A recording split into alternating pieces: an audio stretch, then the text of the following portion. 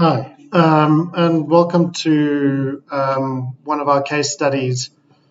At Swift, we've been working closely with the forestry company down in Eswatini, down in Southern Africa, using planet imagery. And so, what we've done for them is combine satellite imagery, but then move it into an analytics phase, as I've previously gone through in the previous slides, but then also to move it more into how can this data derived from satellite imagery through Planet actually be operationalized throughout the organization. And so with Montigny as our case study here, we will show the process of how it's gone into Planet, how we've derived information from the harvesting and NDVI, and then now actually moving through the organization to try and bring it into workforce, into survey 1 to 3 and an auditing environment, so that everybody in the organization can get access to the data and actually use the data throughout the organization. So starting from the basics, bringing in the satellite information, how do we derive this? And we derive this through starting with Swift View, which is our platform that we share to clients to showcase the data. So if I just go into the data, this is a web application that we design, fully customizable in the sense it's very similar to many online applications that you will be used to. You have your search bar, your zoom in, out, locate me. In the search bar itself, we can add in your compartment IDs or any type of street names, anything really that would aid us into search and streamline the searching capabilities. From here, we go down to the bottom of the screen where we see a heap of widgets that one can install, measure, draw, swipe, chart tools, print, share information. These tools are all, once again, customizable. We can make it as simple or as complex as we want. Attribute table file, which is obviously important at the bottom right. And as we move up, just a link to Planet. This particular client also had a link to Digital Globe or Maxar for high resolution data or for their base maps, and then just your basic base map gallery. So if we zoom into an area of interest, we'll notice there the outline. And as we come into a section of their forestry, the information will start to draw, and we can actually start pulling out compartment information along those lines. So if I go down to the widget at the bottom here and I open up the layer list. So once again, in the layers, we can add in as many shapefiles as you want, or not. It's really up to you how complex you want this viewer to be. But in the case here, we've got obviously our NDVI analysis, which is an indication here. We've got harvesting analysis, and in their case, it's just color-coded from 1 where there are trees and clear to where there's barren. We've added in tree types, we've added in species or age, and in this case, we've got a week of analysis, week 33 on 2018 data. So if we click Mosaic or your NDVI, the data for that specific week will draw. And how this data is derived is that we will take last week's analysis in this case and produce the best cloud-free image. And we'll move clouds and cloud shadow to produce a color-balanced mosaic or color-balanced NDVI. Well, not a color-balanced NDVI, but an NDVI. So from here, we can now derive information. So I've got my mosaic on, and I've got my NDVI. So we can now go and we can click on a compartment, and you'll see all the NDVI readings week on week. Where there is 0 or null, unfortunately in that week it was cloudy or there was some kind of haze, which we're unable to provide analytics for. And this goes on week, and we produce just a basic graph on that side. The exact same happens for our harvesting stats. In this case, we can just put our harvesting stats on so we can see where there are trees and where there aren't trees. In this case, once again, it is color-coded. And this is your basic display with regards to your Swift view. From here, obviously, we can move around to show various filters. So in this case, these are pre-baked filters, but we do have the custom filter here where you can go yourself and actually apply any type of filter. So basic filters in this case will be showing me where an NDVI is greater than 0.5, or if I have a decrease in NDVI over 4 continuous weeks, that could be a early indicator of a compartment that is in stress, or show me where there's been harvesting occurring within my compartment, within my entire plantation, that's larger than 3 hectares. Once again, trying to keep it as basic and as simple as possible, so that even if you're not a GIS expert or very familiar in GIS, you are still able to use this platform efficiently and effectively to get a complete overview of your plantation. I'm not going to go through all the widgets at the bottom, but we have added in various widgets where you can do your basic online measurements onto your map, as well as do some drawings on your map if you're so pleased.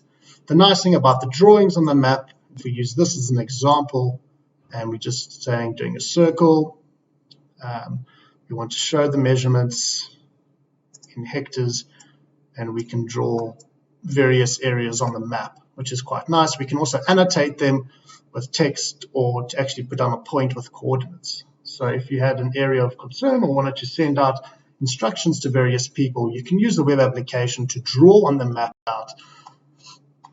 So we can now draw on the map. From here, we also can go through a swipe tool or a chart tool. The nice thing is on the print or on the share side of things, we can use this share as a good example where we can go and we can share this via mail or Facebook or Twitter.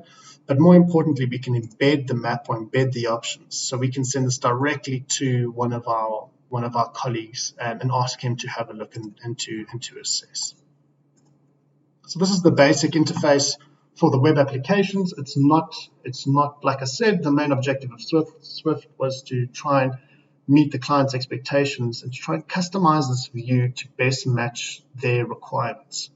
From here, we had the idea or feedback from our existing clients that in general meetings or management positions, the idea was to even try and get a snapshot of the plantation as a whole. So what we then did is, once again, through the portal, we started to produce these dashboards. Now, in the dashboard environment, we've tried to put some key indicators, as you'll see around the map, which will kind of give a snapshot of the entire area of interest. So once again, it's completely dynamic. So as we zoom into areas of interest, for argument's sake, you'll start to notice that the dials around us start to move as well to show what is of interest on the screen. From here, we can obviously expand and we can kind of get the readings of your NDVI. So when you're first looking at the screen, you can notice jumps, but really the jumps are so minute that there's nothing really to be of any type of alarm. From here, if you're interested in a certain week, you can click on that and it will zoom straight to that particular area of interest and highlight just that.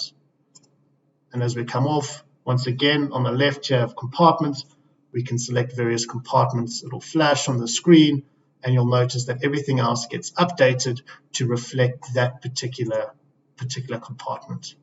And where we do have age or tree species, the age and tree species will show us how old that section is. So once again, in this view, just a basic dashboard environment where everybody in the organization can have a look at and address problems.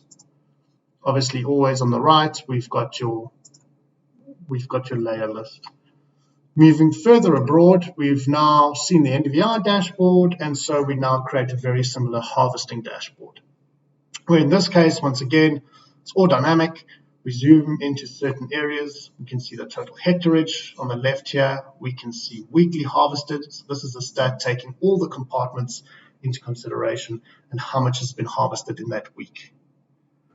Weekly harvest here and your harvest progress. These are all custom-made dashboards to assist to assist in assessing where harvesting has occurred and how much harvesting has occurred. Once again, everything can be turned off and turned on, and it's fully interactive. So in the case here, we can see that harvesting has occurred at a steady rate, week on week within that particular compartment.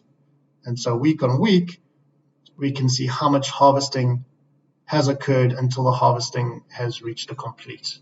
And then in that case, the dashboard indicates which areas are complete and a percentage. So we now know how much has been done within that compartment. As I mentioned earlier in the beginning of this case study, this was the initial idea of Swift, is just to provide a Swift view or an application to assist with stress identification, health, post-fire or disaster management and fire breaks, and obviously harvesting. But then moving on from there, we saw the need or the feedback again from our clients as to how can we further the application in the sense of how can we provide almost more decision support for organizations to trigger other types of activities to happen in field. As I mentioned in the presentation, from kind of a seed to mill or a planting to harvesting type of scenario, once the area is harvested, what then happens? What do we then trigger in order to go out? An assessor maybe goes out to the field to see if it is harvested. We then order some seedlings and so forth until the plantation in that compartment is ready to harvest again.